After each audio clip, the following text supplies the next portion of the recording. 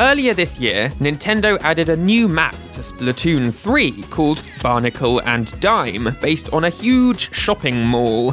On one side of this mall is a set of toilets with signs outside, written in a made-up Splatoon language. But if you convert those signs into Japanese letters, it turns out they have actual meanings. One says jose, which means women. One says tansei, which has a slight typo but means men. And then there's a third sign, which, if decoded, reads in English, gentleless, aka genderless. That's right, in 2023, Nintendo added gender-neutral bathrooms to Splatoon. Isn't that neat? Now, all 3 Splatoon games are filled with this fictional Splatoon text, and while some of it is actual gibberish, just nonsense words, a lot of it can be decoded into English or Japanese, just like with those bathroom signs. And since Nintendo never expected anyone to figure out the meaning of these strange-looking symbols, some of the game's developers hid some unexpected words or phrases in plain sight. Which brings us to Splatoon 2, where one of the designers hid a swear word within the game. It was just sitting there in front of millions of players' eyes for years, and no one noticed it. So, in this video, I'll show you this secret swear word, I'll explain how it was decoded, and finally, we'll take a look at the reaction that players had when this hidden profanity was exposed. This is the swear word hidden within Splatoon. Part 1. A brief explanation of Splatoonese. Let me introduce you to Rassicas, who describes themselves as the CEO of Splatoon lore.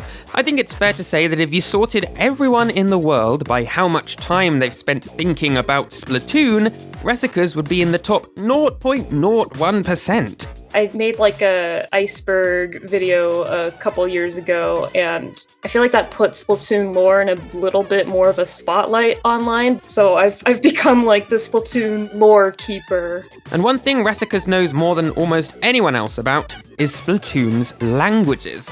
But not all of these languages are created equal. They can be split into 2 categories: the spoken languages you hear in the game, and the text you see written around the world of Splatoon. So there's the spoken Inkling language, which it's largely just gibberish, it's not really consistent. Sometimes they'll throw in some words that sound kind of like a Japanese word or like an English word. An example of that is the Inkling girl, who will sometimes say a phrase which sounds very similar to thank you.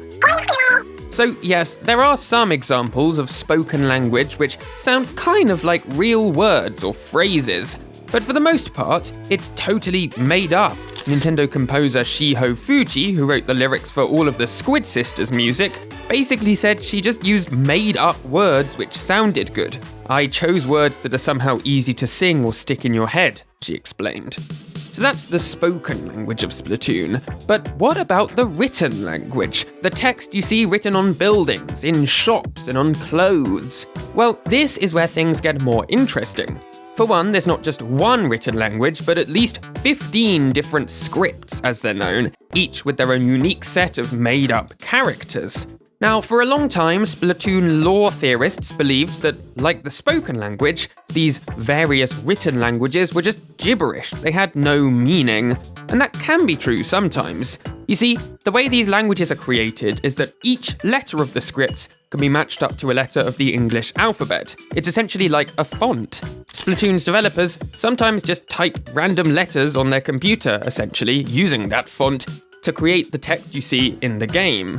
After all, if no one can understand the meaning behind these languages, then what's the point in using actual words or phrases?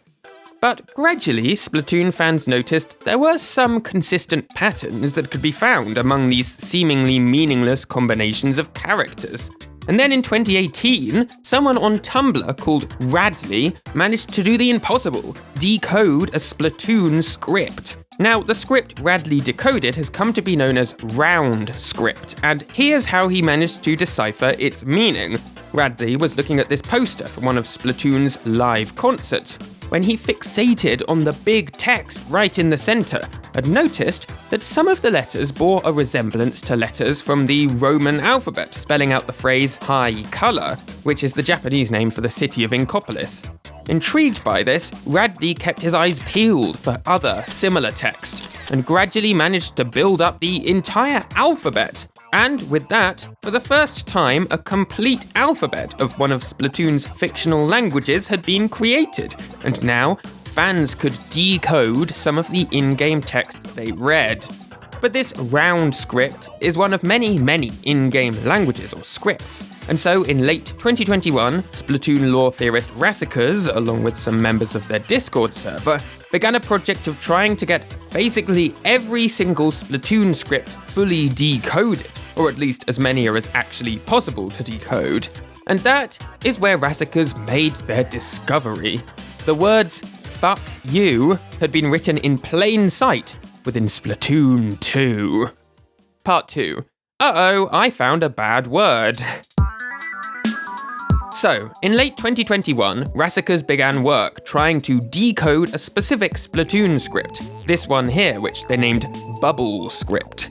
And so they began looking for examples of this script used throughout not only the Splatoon games, but also Splatoon's various music posters and art books. And on page 107 of the Splatoon 2 art book, we see some concept art for the shopkeeper Gelfonso. Now, a fact you need to know about Gelfonso is that he wears a different t-shirt every day of the week. On this page of the art book, you can see Nintendo's concept art for each one of those different shirts. On the concept art for Gelfonso, you can see that some of the shirts that he's wearing is written in bubble script, and one of the shirts, it says, "You suck." That's right.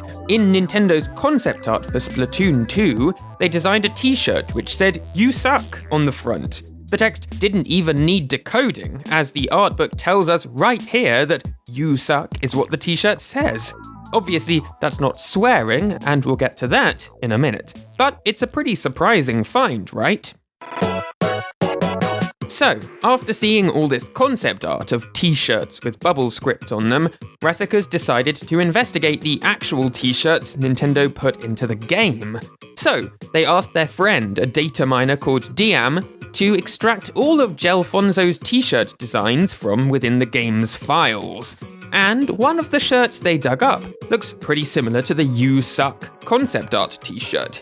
Except, when Rassicas took a closer look, they discovered Nintendo had changed what the text said on the front. I see the shirt, and I'm like, hold on a second. This does not say what I think it says. Rassicas had a building suspicion that the t-shirt's designer had hidden an explicit message in it. And after comparing the t-shirt's design to their decoded script, they confirmed their suspicion.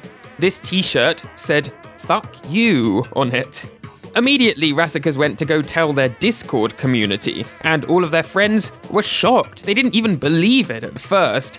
But before Rassicas informed the public at large about their discovery, they wanted to confirm whether this t-shirt design was actually featured within the game itself, or if it was just an Easter egg or some cut content within the game's files. Now, like I said, Gelfonso wears a different t-shirt each day of the week. But which day, if any, does he wear this shirt? Well, to find out, data miner Diam dug into the game's code and found out that it was on Tuesdays. Unfortunately, this was all happening on a Thursday. To wait for the shirt to appear in the game would take 5 whole days. So instead, Rassicas searched around online to see if anyone had happened to take a screenshot of Gelfonso wearing this shirt on a random Tuesday in the past. And pretty quickly, Rassicas found just what they were looking for. Confirmation that the explicit shirt did indeed appear in the game. It had been in there for years. And while Rassicas was searching online, data miner Diam was using their knowledge of Splatoon modding to trick Splatoon 2 into thinking it was a Tuesday. And they found the exact same thing. On a Tuesday, Gelfonso would wear this t-shirt, unwittingly telling players around the world, "Fuck you." Part 3. The Aftermath.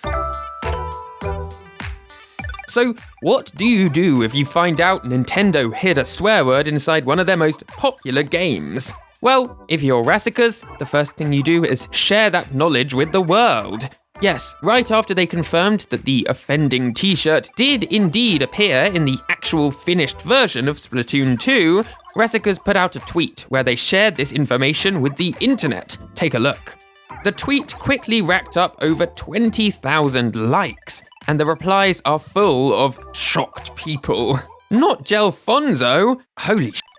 This is my new favourite of all time. Ain't no way. Splatoon 2 about to get a surprise update. Yeah, and it wasn't just Agent Paint, but many people assumed that after this tweet went viral and the knowledge of this t-shirt's surprising meaning spread throughout the Splatoon fandom, Nintendo would surely update the game and remove the t-shirt from rotation, right? But amazingly, they did not do that. It's 2023 as I record this, and the t-shirt is still in the game right now. Maybe Nintendo never saw Rassicas' tweet, or maybe they just didn't care. Who knows? But while Nintendo may not have acknowledged this discovery, the Splatoon fan community embraced it with open arms. During an official Nintendo-run Splatoon tournament in September 2023, a fan was spotted wearing a real-life recreation of the Splatoon t-shirt, much to Rassicas' amusement. It turned out to be Splatoon fan Cowfish13, and I'm kind of surprised that Cowfish13 was allowed into the tournament wearing the top, to be honest. But I guess if it's okay to have the t-shirt in the game, it's okay to wear it to a tournament too. Now, a big debate actually broke out on the Splatoon wiki too. Admins were fiercely divided over whether the translation of this t-shirt's meaning should be allowed to go up on the wiki uncensored. One camp argued that Splatoon was a family franchise, and thus the wiki should be suitable for all ages, while the other camp argued that a wiki must document what's in the game accurately, regardless of how appropriate that documentation is for children. The debate grew so intense that memes were even made about this incident. Eventually, a compromise was reached. If you're logged out, then the meaning is censored. But if you log into the wiki, you can toggle profanity on or off in your user settings page. Phew, all that for one humble little t-shirt. And that is the story of the swear word hidden inside Splatoon 2.